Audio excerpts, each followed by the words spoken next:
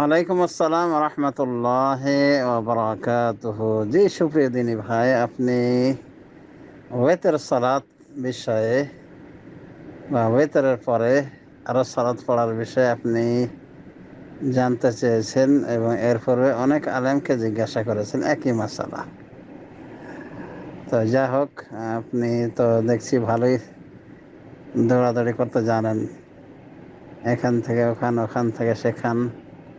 শেখ মতিউর রহমান মাদানীকে জিজ্ঞেস করেছেন, আর এক কোন মাদানীকে যেন জিজ্ঞেস করেছেন, পাকিস্তানের আলেমকে জিজ্ঞেস করেছেন, সৌদি আরবের আলেমকে জিজ্ঞেস করেছেন।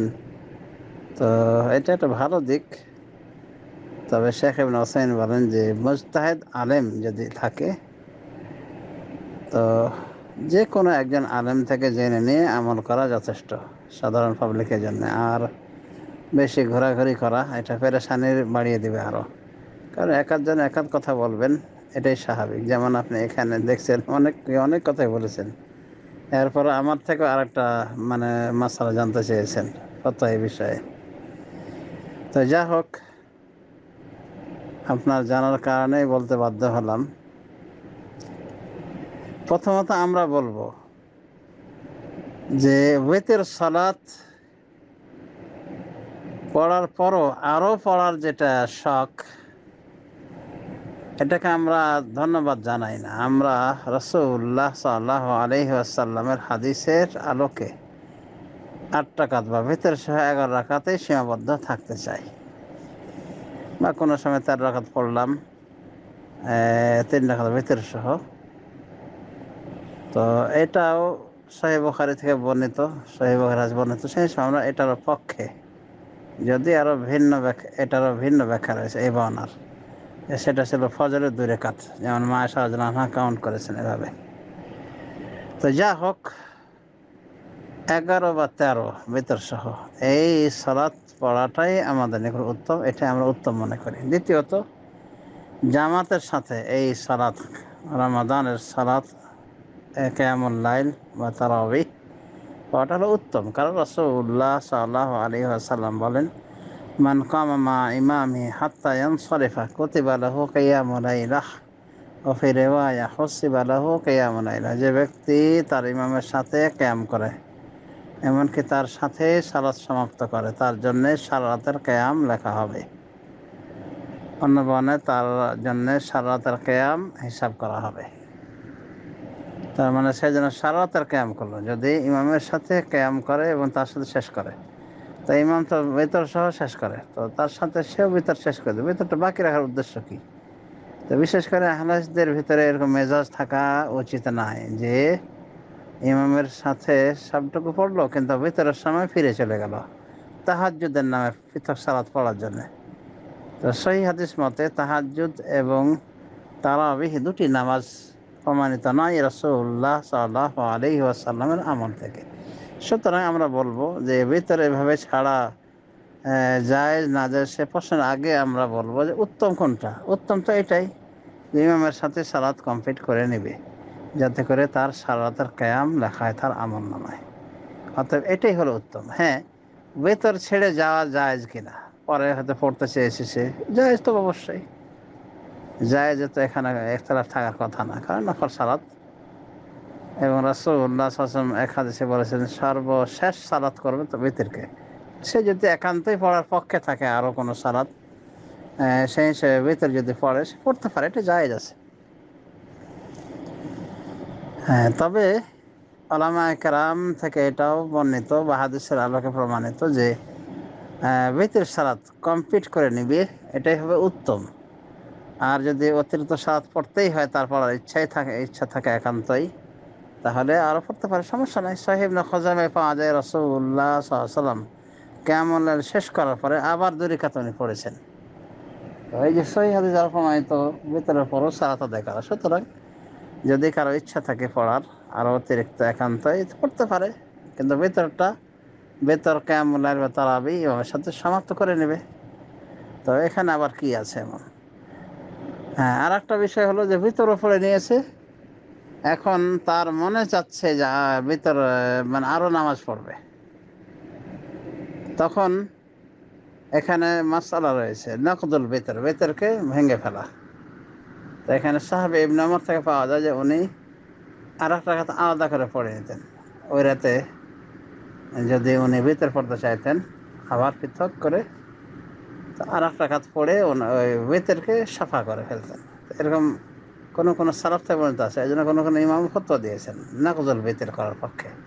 তবে নাকদুল বেতর, বেতর ভাঙার প্রয়োজন নাই, বরং বেতরটা পড়ে নেবে ইমামের সাথে, এরপরে অতিরিক্ত পড়তে চাইলে পড়বে, সমস্যা নাই। আর আরেকটা কথা হলো যে যদি তার একান্তই পড়ার ইচ্ছা থাকে বা সে মনে করে যে তার 2 রাকাত ছুটে গেছে তারাবিহ বা 4 রাকাত, তো সে বেতরটাকে নাকচ করতে পারে এভাবে যে নিয়াত করে নেবে বেতরের সময় যে এটা ইমামের জন্য বেতর হলো, আমি কিন্তু এটা কিয়ামুল লাইলের অংশ হিসেবে পড়তেছি, ছুটে যাওয়া 2 রাকাত বা 4 রাকাত পুরা করার জন্য। সে তখন কী করতে পারে, ইমাম যখন বেতের সালাত সমাপ্ত করবে, তো এটা তার জন্য 3 রাকাত সালাত হলো, 3 রাকাত। সুতরাং সে উঠে আর এক রাকাত পড়ে নিয়ে আর এক রাকাত পড়ে নিয়ে সে এটা কি সাফা করে ফেলবে। তো বেতের পড়া 3টা তরিকা, বিশুদ্ধ তরিকা, সব থেকে বিশুদ্ধ তরিকা 2 সালামে পড়া। সুতরাং ইমাম 3 রাকাত বেতের পড়তে গিয়ে 2 রাকাত পড়বে, এরপর সালাম ফিরে দেবে। সে ওই সময় নিয়াত করে যে এটা তার সাফা, তার এটা কি কিয়ামুলের অংশ, তারাবির অংশ। এরপর আর এক রাকাত যখন পড়বে আলাদা করে বেতর, এবং যখন ইমাম সালাম ফিরে দেবে তখন সে উঠে গিয়ে আর এক রাকাত পড়ে দেবে। এভাবে তার সালাত কন্টিনিউ করবে, যেভাবে আমাদের সালাত বাকি থাকলে আমরা পুরা করি। অথবা এমনও করতে পারে ইমামের সাথে বেতর পড়ে নিল, সমাপ্ত করে নিল, এরপরে সে যেহেতু ওই 2 রাকাত বা 4 রাকাত ছাড়া পড়েছিল তারাবিহ হতে, কিয়ামুল লাইল হতে, সেটা সে আদায় করবে। তো এইভাবে সবগুলি তরিকায় সঠিক ইনশাআল্লাহ। তো এইভাবে ভিতর সালাত আদায় করা যেতে পারে। আশা করি বুঝতে পেরেছেন, বিস্তৃতভাবেই বলা হয়েছে। তো এখানে নাজায়েজ কিছু নাই। নাকজুল বেতর সাহাবী দ্বারা প্রমাণিত। অনুভাবে বেতরের সালাতে যোগ দিয়ে যদি কিয়ামুল লাইলের নিয়াতে, তারাবির নিয়াতে কেউ পড়ে, সেটাও তার জন্য বৈধ রয়েছে, কারণ নিয়াতের ইখতিলাফে কোনো সমস্যা হয় না। মুআয বিন জাবাল রাদিয়াল্লাহু আনহু রাসূলুল্লাহ সাল্লাল্লাহু আলাইহি ওয়াসাল্লামের পিছনে নামাজ পড়তেন, এশার নামাজ। এটা ছিল তার ফরজ এশা। এরপর নিজের এলাকায় এশা নামাজে ইমামতি করতেন। কিন্তু সে এশা তার জন্য ফরজ ছিল, ওটা ছিল নফল এশা। কিন্তু তার পিছনে যারা পড়েছেন তারা তো ফরজ এশাই পড়েছেন। তার মানে নিয়াতের ইখতিলাফে সমস্যা নাই। কাজেই ভিতর সালাতের সময় সে ইচ্ছা করে নিয়াত পাল্টে নিতে পারে যে আমার জন্য এটা ভিতর না, আমি যেহেতু আরও পড়বো বা আমার নামাজ বাকি আছে ওগুলো পূর্ণ করবো, তখন সে ওটাকে সাফা করবে। এটা একটা অপশন। আর একটা অপশন বুঝতে পেরেছেন যে সালাত সমাপ্ত করার পরে, বেতর সমাপ্ত করার পরে সে ইচ্ছা করলে আবার পড়তে পারে, কারণ রাসূলুল্লাহ সাল্লাল্লাহু আলাইহি ওয়াসাল্লাম কিয়ামুল লাইলের পরেও, বেতর সমাপ্ত করার পরও আলাদা পৃথকভাবে সালাত আদায় করেছেন, যা একটু পূর্বে দলিল সহ বলা হয়েছে। কাজে কোনো সমস্যা নাই। তবে সর্বোত্তম হবে তারাবিহ সালাতের ক্ষেত্রে যে ইমামের সাথে বেতের কমপ্লিট করে ফেলা। এরপর তার যদি মন চায়, মন চায় তো করা কিছু না, আমরা তো বলি যে 8 রাকাত পড়াই ভালো, বা 11 বা 13 বেতর সহ। কিন্তু তারপরে যদি কেউ পড়তে চায় আমরা নাজায়েজ বলবো না, তবে কথা বলবো উত্তমের খেলাফ, আল্লাহু আলাম। কারণ রাসূলুল্লাহ সাল্লাল্লাহু আলাইহি ওয়াসাল্লাম থেকে এই রমাদানে তারাবিহ এবং কিয়ামুল লাইল বা তাহাজ্জুদ নামে 2টো সালাত প্রমাণিত নাই, এবং কিয়ামত পর্যন্ত কেউ প্রমাণ করতে পারবে না যে রাসূলুল্লাহ সাল্লাল্লাহু আলাইহি ওয়াসাল্লাম 2 প্রকার নামাজ পড়েছেন, যদিও হানাফিরা ষষ্ঠ দাবি করে থাকে, বা আম হাদিসের উপরে ভিত্তি করে সালাফি কোনো আলেমের পক্ষে আছে তারাবি এবং কিয়ামুল লাইল আলাদাভাবে পড়ার, তাহাজ্জুদ পড়ার। কিন্তু আমরা যেটা বলি দলিলের আলোকে, সেটা হলো যে প্রমাণিত নয়, এরপর যদি আপনি আমদলের ভিত্তিতে পড়েন তো পড়েন, আপনাকে আমরা বাধা দিব না। ওয়ালাকিন্নাহু খায়রুল হাদি হাদি মুহাম্মদ সাল্লাল্লাহু আলাইহি ওয়াসাল্লাম।